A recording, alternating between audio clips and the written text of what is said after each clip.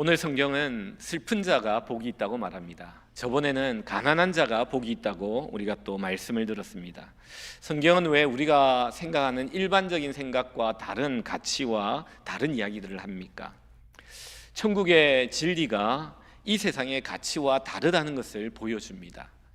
성경의 말씀과 예수님의 시각이 이 땅을 살아가는 이 세상의 시각과 다르다는 것을 역설적으로 보여주고 있는 것입니다.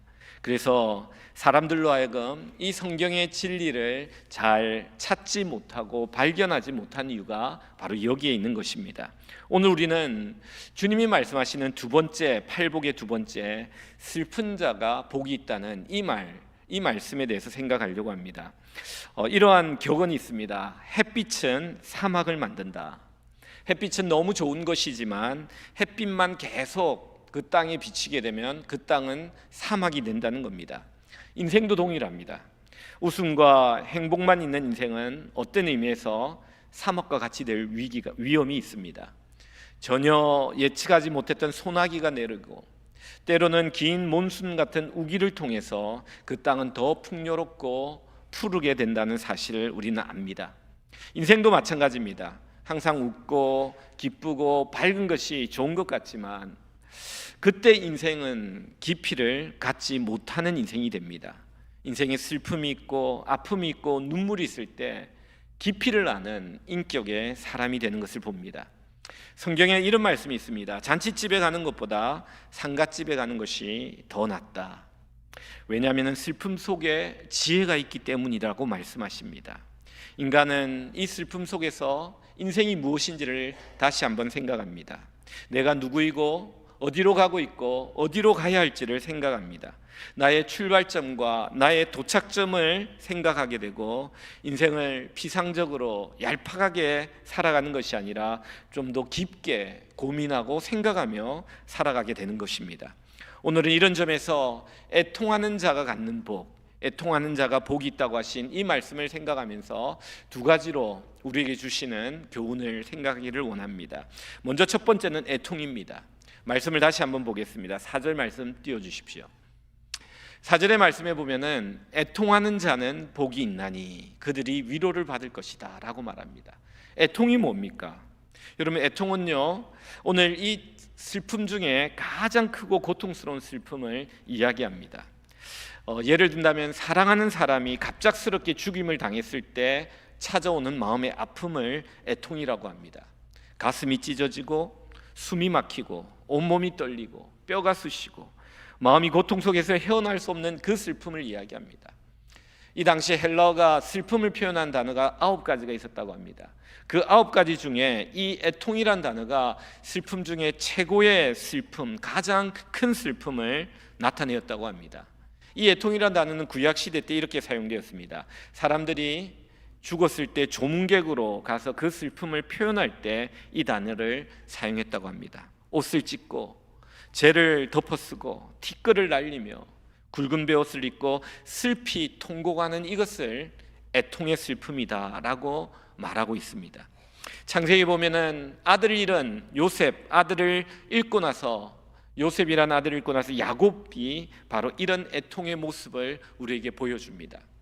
예레미야에서는 이렇게 이야기합니다. 창자가 끊어지는 아픔이 애통이다. 그는 하나님의 예언을 듣고도 회개하지 않고 순종치 않고 그리하여 민족이 멸망을 당하고 포로로 잡혀가는 그 백성을 보며 애통하는 선지자의 슬픔을 우리에게 말해줍니다. 네, 구약에 나타난 이 애통의 슬픔은 비슷한 슬픔인데요, 오늘 본문의 이 애통이라는 슬픔에 독특한 특징이 있습니다. 그것은 뭐냐면 어떤 일을 당하여 슬퍼하는 것이 아닙니다. 스스로 깨달아 슬퍼하는 겁니다. 자신의 영적 상태를 바라보면서 슬피 울 줄 아는 생명력, 이것이 바로 애통이라고 성경은 말합니다. 이런 면에서 오늘 이 성경은요, 자기 성찰이고 자아 진단입니다. 거기에서 오는 슬픔과 고통입니다. 이런 점에서 이런 애통이 우리로 하여금 진정한 회개와 구원에 이르게 하는 하나님 앞에서의 슬픔입니다. 자신의 내면을 볼 때 죄를 지을 수밖에 없는 그 자신의 영적인 상태를 보며 안타까워하는 마음입니다. 거룩해지고 싶고 거룩하게 살고 싶은데 그렇게 살지 못하는 자의 고통이 바로 오늘 이 성경은 애통이라고 말합니다. 구약 성경에 보면 이런 애통을 한 사람이 있습니다. 바로 다윗입니다. 다윗은 시편 6편 6절에서 이렇게 말합니다. 내가 탄식함으로 곰핍하여 밤마다 눈물로 내 침상을 띄우며 내 요를 적시나이다. 그가 얼마나 밤마다 죄를 짓고 나서 이 죄를 지적받고 나서 내가 이런 죄를 지을 수밖에 없는 죄인이라는 것을 깨닫고 나서 그는 탄식함으로 곰핍하여 밤마다 울었는데, 시적 표현으로 눈물로 내 침대가 뜨고 내 요가, 내 덮는 이불이 완전히 눈물로 적셔진다라고 그는 말합니다. 얼마나 자신의 그 죄악됨 앞에 슬피 울었는지를 보여줍니다. 시편 42편 3절에 쓰는 또 이렇게 표현합니다. 내 눈물이 주야로 내 음식이 되었나이다. 음식을 먹을 수 없고 눈물이 내 음식이 되듯이 나의 죄악 때문에 애통하고 슬퍼하였고 울었다고 말합니다. 여러분, 다윗이 되는 순간이 바로 이 순간입니다. 자신의 병들어 있는 마음, 내면에 자신의 죄악된 모습을 보며 애통하는 이 순간, 그는 하나님 앞에서 새로운 사람으로 나아가고 있는 시간인 것입니다. 실존주의 철학자 키에르케고르는 이런 말을 했습니다. 제가 대학교 다닐 때 이 글을 읽고 참 마음에 와닿았어요. 인간은 하나님 앞에서 자신에게 절망할 때 신앙이 성장하게 된다. 영어로 보면 점프하게 된다라고 말해요. 신앙은 하나님 앞에서 자기가 절망하는 만큼 자란다는 거죠. 얼마나 자신에 대하여 철저하게 절망하는 만큼 그는 하나님을 의지하게 되기 때문이다라고 말합니다. 성도가 된다는 것, 그건 어떤 모습이냐? 바로 자신의 영적인 무능함을 깨닫고 이렇게 그것을 애통하는 성도가 바로 좋은 성도라고 성경은 말합니다. 여러분, 예수님이 그래서 바리새인과 세리가 성전에 올라올 때 세리를 칭찬하는 이유가 여기에 있습니다. 세리가 성전에 올라올 때 이렇게 말합니다. 그가 기도할 때 감히 얼굴을 들고 하늘을 쳐다보지 못하고 기도한다. 하나님, 저는 죄인입니다. 저를 불쌍히 여겨 주시옵소서 라고 하는 이 애통하는 이 모습, 이것이 바로 예수님께서 성도들이 가져야 될 모습이라고 칭찬했던 겁니다. 요한계시록에 보면 라오디게아 교회가 나옵니다. 예수님이 돌아가시고 나서 한 60년 70년이 지난 AD 한 90년경에 100년경에 7교회가 있었습니다. 이 7교회에 대해서 이제 성령의 감동으로 편지가 예수님을 통해서 이제 사도 요한을 통해서 이렇게 메시지가 선포됩니다. 그런데 이 라오디게아 교회를 성경이 뭐라고 말하나 이렇게 책망합니다. 나는 부자라 부유하여 부족한 것이 없도다. 나는 부자고 부유하여 부족한 것이 없다라고 하는 이 신앙 태도를 성경이 책망하는 겁니다. 뭐라고 책망하느냐? 너희들은 너희의 공고한 것과 가난한 것과 눈먼 것과 벌거벗은 것을 알지 못하는도다. 안약을 사서 눈에 발라 보게 하라. 그리고 열심을 내어 회개하라. 이것이 라오디게아 교회를 향한 하나님의 책망인 것입니다. 오늘 이 시대에 라오디게아 교인과 같이 나는 부족함이 없다, 나는 부자라 부유하여 부족함이 없다라고 말하나 그 실상 영적으로 애통해야 되는 사람들이 많이 있다는 사실을 우리는 알아야 됩니다. 사도 바울은요, 자신은 나는 부자요, 나는 부유하여 부족한 것이 없다라고 생각했던 사람 중에 한 사람이었습니다. 그러나 그가 다메섹 독상에서 예수님을 만나고 그 밝은 빛 대신 예수님 앞에 그 눈에 비늘 같은 것이 벗겨지며 그는 완전히 새로운 사람이 됩니다. 그러면서 자신을 인식하는데 어떻게 인식이 바뀌어졌느냐? 그가 제일 먼저 기록한 갈라디아서에 보면은 이것은 AD 약 48년경에 기록된 성경입니다. 그는 자신을 이렇게 소개합니다. 하나님의 아버지로 말미암아 사도된 나 바울은, 그는 갈라디아서에서 나는 하나님의 은혜로 하나님의 뜻으로 사도가 되었다고 말합니다. 그리고 7년이 지난 다음 고린도전서 AD 55년경에 고린도전서를 기록하는데 고린도전서 15장 9절에 이렇게 말합니다. 나는 사도 중에 가장 작은 자라 사도라 칭함을 감당하지 못할 자니라. 하나님의 뜻으로 사도됐다는데 7년이 지난 다음에 나는 사도 중에 가장 작은 자다, 사도라 칭함을 감당치 못하겠다라고 자신을 평가합니다. 그리고 나서 또 8년이 흐릅니다. AD 63년경에 에베소서에서 그는 이렇게 자신을 묘사합니다. 에베소서 3장 8절입니다. 모든 성도 중에 지극히 작은 자보다 더 작은 나에게 하나님이 은혜를 주셨다라고 말해요. 이제는 사도가 아니에요. 자기를 성도와 비교한데 성도 중에 가장 작은 자보다 더 작은 나에게 하나님이 은혜를 베푸셨다라고 말해요. 그리고 나서 3, 4년이 더 흐릅니다. 이제 그가 순교하기 바로 1년 전 직전에 그는 디모데 전서를 쓰면서 자기에 대한 인식을 이렇게 말합니다. 디모데 전서 1장 15절, 죄인 중에 내가 개순이라. 이제는 성도가 아니에요. 죄인이라고 말합니다. 그리고 죄인의 개수, 죄인의 두목이라고 말하는 거예요. 여러분, 사도 바울은 어떻게 자신을 이렇게 점점 더 겸손하게 인식하고 있습니까? 자기는 사도라 그랬다. 사도라 감당치 못하겠다. 성도 중에 가장 작은 자보다 더 작은 자다. 나중에는 죄인이요 죄인 중에 개수 두목이라 라고 말하고 있는 겁니다. 사랑하는 성도 여러분, 한 청교도가 이렇게 고백해요. 살아있는 신앙인들은 눈물의 샘이 마르지 않는다. 왜 그러냐면 우리가 빛 대신 예수님께로 조금씩 가게 될 때 우리의 실체가 점점 더 드러나기 때문에 우리는 더 슬퍼할 수밖에 없다는 거죠. 예수님의 밝은 빛 앞으로 나가면 나갈수록 내가 얼마나 더러운 죄인인지를 깨닫게 되고 애통하게 된다는 겁니다. 우리가 처음 신앙생활 할 때는요, 옆 사람과 비교합니다. 저 사람 믿음이 너무 좋다, 저 정도만 되면 좋겠다.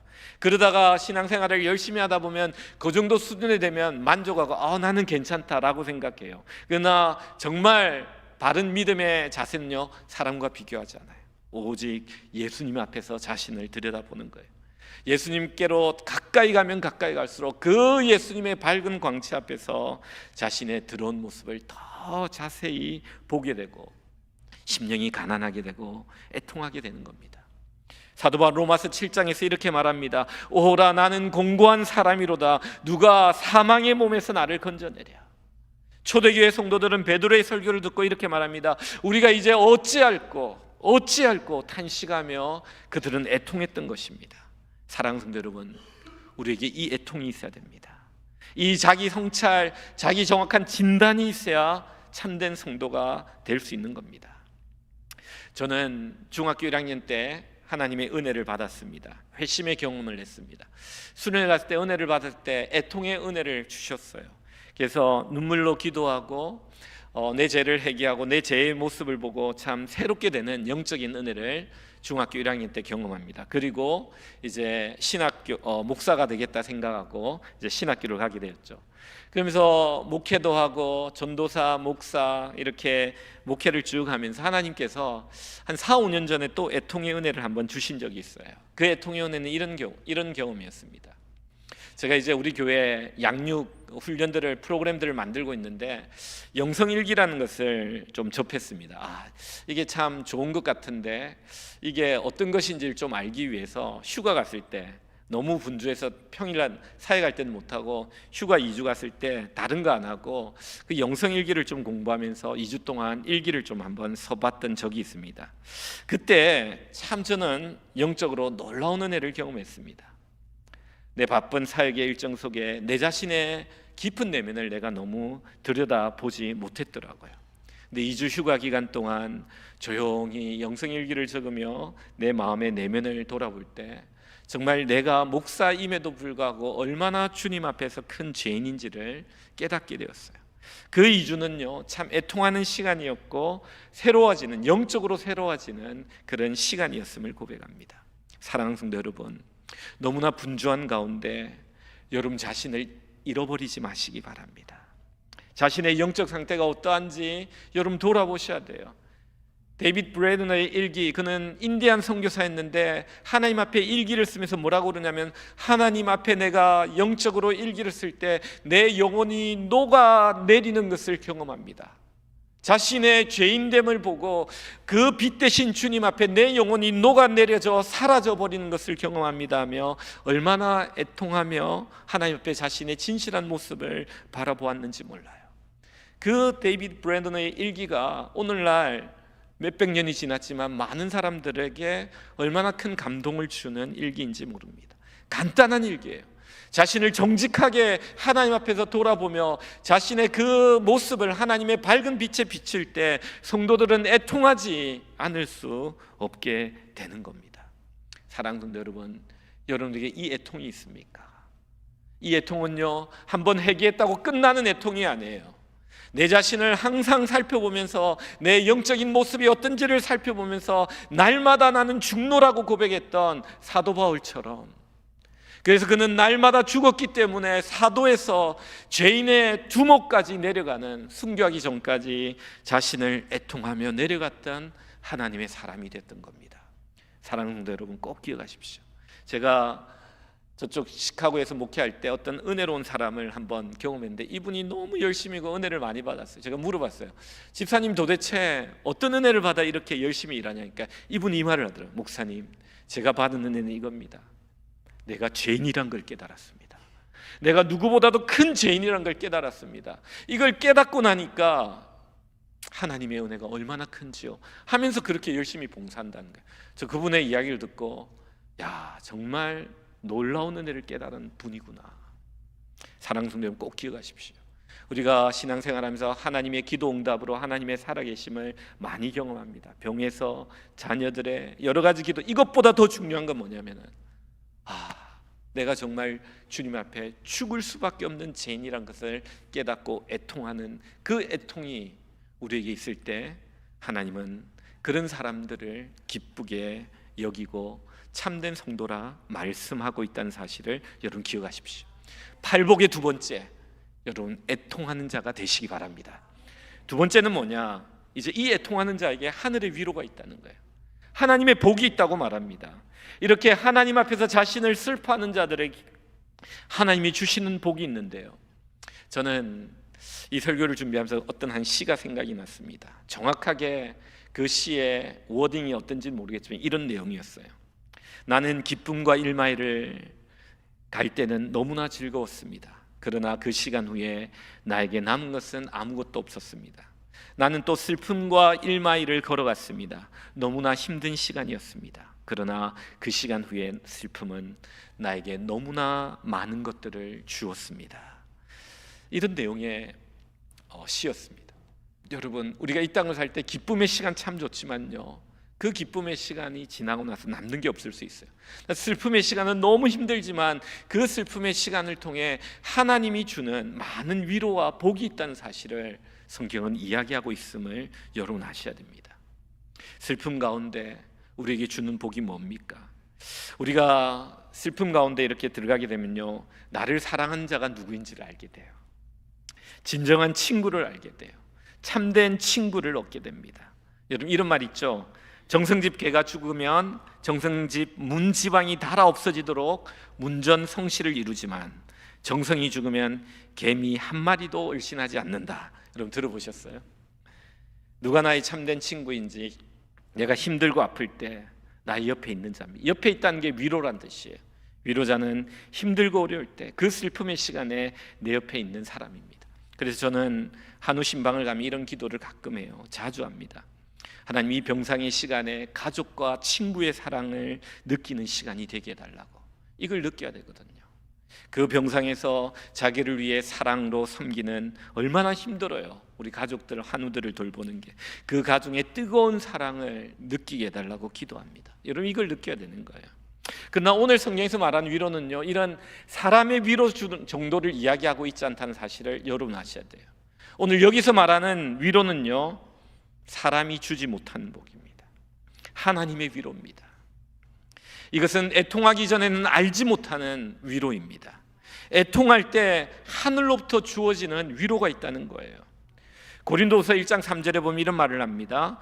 찬송하리로다. 그는 우리 주 예수 그리스도요 하나님이시요 자비의 아버지시요 모든 위로의 하나님이시요. 그리스도의 고난이 우리에게 넘친 것 같이 우리가 받는 위로도 그리스도로 말미암아 넘치는도다.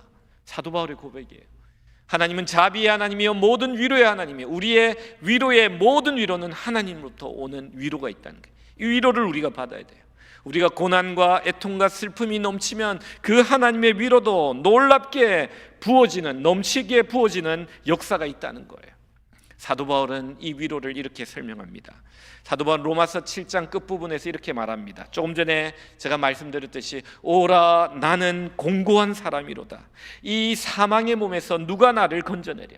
그가 왜 자신을 사망의 몸이라고 했습니까? 예수 그리스도를 믿고 나서 의의 법이 내 안에 있는데 죄의 법이 내 안에 또 있어 둘이 싸우면서 나를 죄의 법으로 이끌어가 죄를 짓게 하고 거룩하게 살지 못하게 하는 이 몸을 그는 사망의 몸이라며 공고하다라고 말하며 그가 탄식하고 있는 게 로마서 7장의 마지막 부분이거든요. 근데 로마서 8장 1절 2절에 보면 이런 말씀이 있어요. 그러므로 이제 그리스도 예수 안에 있는 자에게는 결코 정죄함이 없나니 이는 그리스도 예수 안에 있는 생명의 성령의 법이 죄와 사망의 법에서 너를 해방하였습니다. 여러분 로마서 8장에서 있죠. 7장에서는 사망의 몸이다, 어떻게 할지 모른다, 공고하다라고 말했던 이 사도 바울이 8장에서는요 생명의 성령의 법이 나를 죄와 사망의 법에서 해방하셨다라고 찬송하고 있는 거예요. 여러분 하나님의 위로는요 성령님이십니다. 성령님이 우리가 어떤 위로를 애통할 때 하나님을 새롭게 만나는 경험을 해요. 이 성령님을 만나는 것은 새로운 경험인데 어떤 경험이냐면 하나님의 임재를 경험하는 거예요. 보혜사란 성령의 이름의 뜻이 뭐냐면 옆에 서 계시는 분이란 뜻이에요. 우리가 애통할 때 우리 성령님이 우리 옆에 서서 하나님의 임재를 느끼게 하며 하나님이 나와 함께 계심을 느끼게 해요. 그 다음에 주는 위로가 두 번째가 뭐냐면 이 하나님의 임재가 첫 번째고요, 두 번째는 뭐냐면요 자유와 해방을 주는 거예요. 성령의 능력이 있는데 그 능력 많으신 성령님이 우리 가운데 임재하기만 하면은 그 성령님이 우리 안에 들어와서 우리에게 자유와 해방을 줘요. 전에는 죄를 이길 수가 없었어요. 거룩해질 수가 없었어요. 죄를 안 짓고 싶어도 죄를 지을 수밖에 없었는데 성령님이 내 안에 들어오고 성령님이 내 가운데 임재하고 나서는 이제 선택권이 생겨요. 죄를 지을 수도 있고 안 지을 수 있는 능력이 부어지는 거예요. 그래서 성령이 더 충만해지면요 죄를 짓지 않는 자리까지 나아가는 하나님의 은혜가 부어지는 겁니다. 성령님이 들어오면요 성령님의 임재가 첫 번째 위로요, 두 번째는요 이 성령님이 죄와 사망의 법에서 우리를 해방시켜 하나님의 거룩한 자로서 거룩한 삶을 살 수 있는 능력을 이 성령님이 주시는 거예요.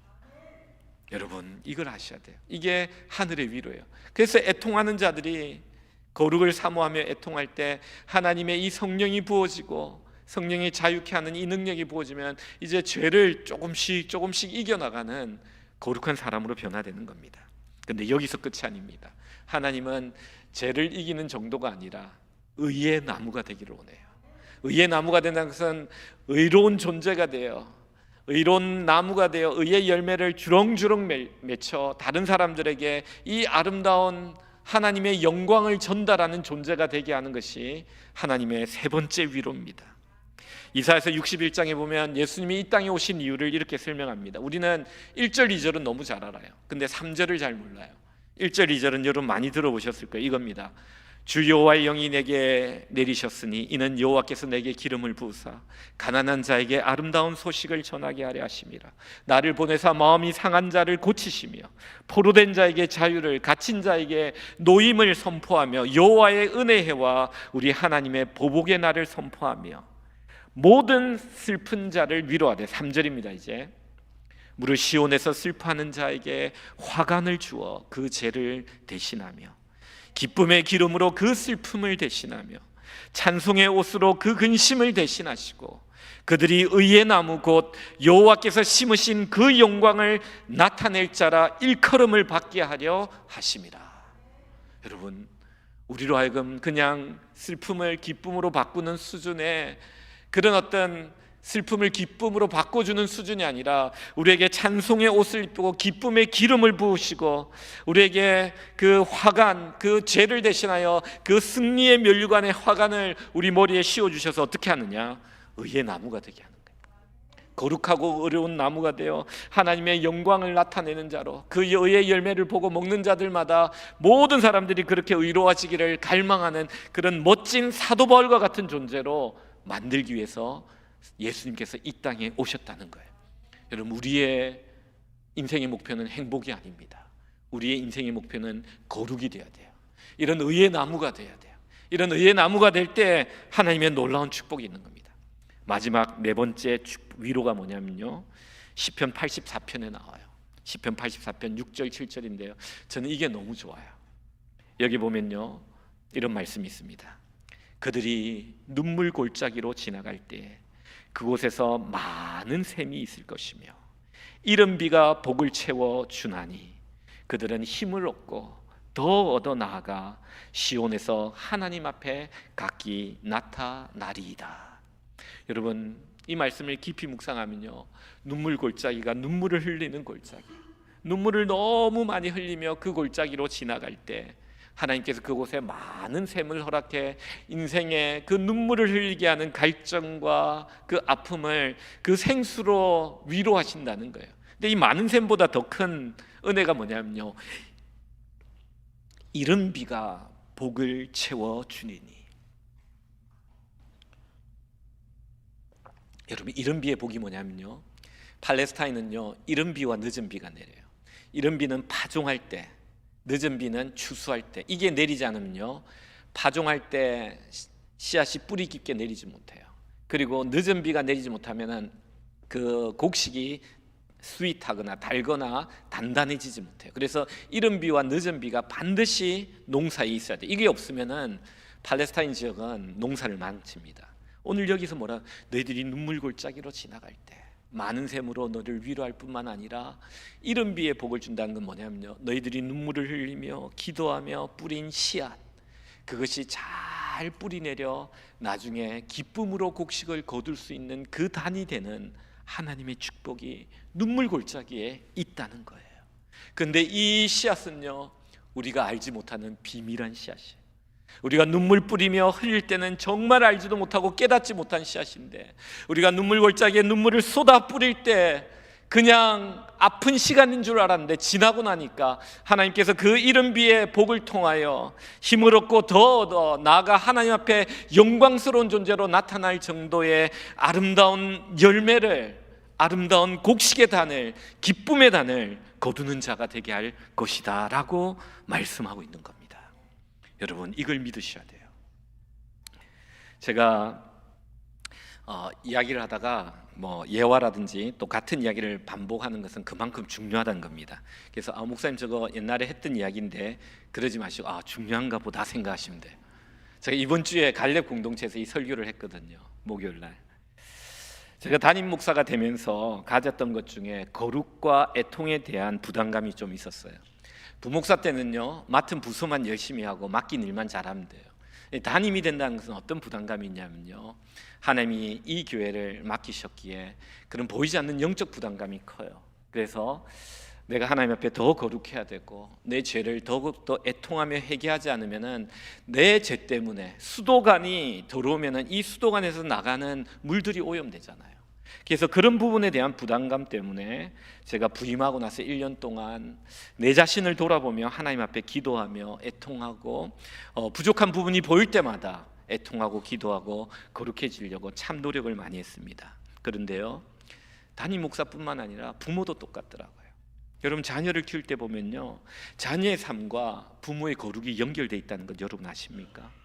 여러분, 우리가 자녀를 키우고 낳고 그냥 세상에 던져놓으면 끝나는 게 아니에요. 하나님께서는 이 자녀를 통하여 자녀의 삶과 부모의 거룩과 연결시켜서 이 자녀의 삶을 통하여 우리의 거룩을 훈련시키기 원한다는 거 아십니까? 자녀를 통하여 우리로 하여금 애통함의 훈련을 시킨다는 것 여러분 아십니까? 우리가 너무 분주하여 자신을 정확하게 바라보고 자아 진단하지 못하고 애통한 시간을 갖지 못할 때 하나님께서는 우리 생명보다 더 사랑하는 우리의 자녀의 어려움과 아픔을 통하여 우리 자신들을 돌아보고 애통하게 하며 주님 앞에 거룩하게 살도록 도전한다는 사실을 여러분 아십니까? 여러분 이 진리를 알아야 돼요. 제가 딸 3명을 키우면서 이것을 키울 때마다 경험해요. 한 명도 그냥 지나간 적이 없어요. 하나님 앞에 기도하면서 하나님과 나와의 관계가 이 자녀와 연결되어 있다는 것을 너무 깨달을 수 있었어요. 여러분 그거 깨닫지 않습니까? 여러분 이걸 알아야 돼요. 그러나 내가 그 자녀를 위해 눈물의 골짜기를 지나며 정말 하나님 앞에 눈물을 흘며 뿌릴 때 하나님이 많은 샘물의 위로가 있었어요. 그러나 더 놀라운 것은요, 그 눈물을 뿌릴 땐 몰랐는데 그 눈물을 뿌리고 나서 시간이 조금 지나다 보니까 그때 내가 뿌렸던 그 눈물의 씨앗이 나중에 3년이 지나고 5년이 지나고 10년이 지나니까 정말 말할 수 없는 기쁨의 곡식의 단이 되어 자녀들과 내 삶에 나타나는 것들을 경험하게 된다는 겁니다. 여러분 이걸 아셔야 돼요. 제 딸 3명 중에 어떤 한 딸이 있었어요. 그 딸이 너무 힘들어가지고 저에게 전화 왔어요. 아빠 너무 힘들어요 그러더라고요. 주중에 전화가 자주 옵니다. 하루는 전화 와서 너무 힘들어하는 거예요. 딸과 대화하면서 기도하는데 하나님께서 깨닫게 하는 게 있더라고요. 그래서 그 딸에게 이렇게 말했어요. 딸아, 내가 너 이야기를 들어보니까 아빠가 너무 미안한 생각이 든다. 아빠가 교회에 너무 바빠서 교회에 여러 가지 일들을 하고 교회를 위해 기도하면서 너의 기도를 좀 이번 주에 소홀히 했구나. 미안하다. 아빠가 너를 위해 더 열심히 기도할게. 그리고 아빠가 지난 1, 2주를 보니까 내가 하나님 앞에서 더 경건하고 거룩하게 살지 못한 부분이 또 생각이 나는구나. 그것 때문에 너에게도 아픔이 오고 이런 슬픔이 있구나. 너의 슬픔의 많은 부분의 지분이 나의 책임인 것도 아빠가 느낀다라고 하니까 아이가 그러더라고요. 아빠 무슨 그런 말씀을 하세요? 아니에요. 아빠가 왜요? 이러면서 애가 미안해하며 그렇게 말하더라고요. 그때 제가 이렇게 이야기했습니다. 아니다. 너가 조금만 더 자라보면 이 진리를 알게 될 것이다 라고 전화를 끊었어요. 그러고 나서 한 2주 뒤에 전화가 와요. 딸에게 전화 왔는데 뭐라고 전화하냐, 이렇게 전화해요. 아빠 왜? 그러니까 아빠 요즘 제대로 살고 있는 거 맞아요? 내가 요즘 너무 힘들어요. 와, 이거 하나를 가르치니까 둘을 깨달아가지고 이길 수가 없더라고요. 여러분 웃으면서 이야기했지만 얘가 뭔가를 깨달았구나 생각을 했어요. 여러분 이걸 아셔야 돼요. 여러분 우리는 하나님께서 우리를 애통하게 하실 때는 하늘의 위로가 있다는 사실을 믿으시기 바랍니다. 그 위로는요, 이 땅의 위로와는 비교할 수 없는 하나님의 임재예요. 그리고 하나님의 임재 가운데 성령이 역사하셔서 성령의 능력으로 우리가 죄에서 자유케 되고 해방케 하는 역사를 주세요. 근데 그게 끝이 아니에요. 하나님 단순히 슬픔을 기쁨으로 바꾸는 수준이 아니라 그것이 찬송의 옷을 입고 날마다 슬픔이 탄식이 찬송으로 바뀌는 의의 나무가 되어 하나님의 영광을 드러내는 존재가 되기를 원하신다는 겁니다. 그리고 마지막으로는요, 우리가 눈물 골짜기에서 뿌린 그 눈물의 씨앗이 나중엔요 기쁨으로, 우리가 알지 못하는 그 시간에 기쁨으로 곡식의 단을 거두는 그 놀라운 영광의 날을 허락하신다는 겁니다. 여러분 이 믿음으로 애통의 복을 누리시는 귀한 모든 성도님들이 다 되시기를 주님의 이름으로 축원드립니다.